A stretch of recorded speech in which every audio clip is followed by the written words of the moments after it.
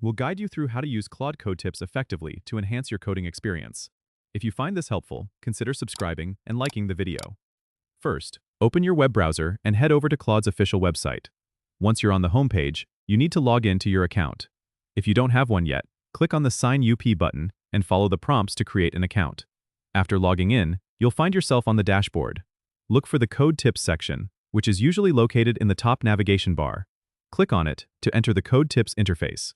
Here, you can browse through a variety of tips categorized by programming languages.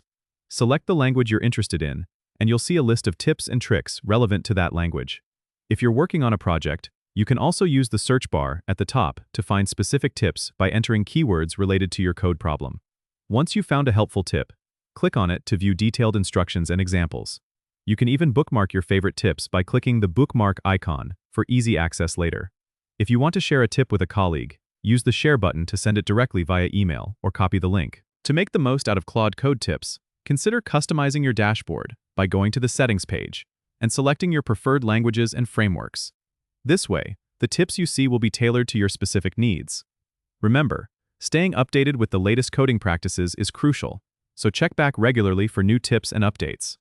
Don't forget to subscribe and comment if this helped you out.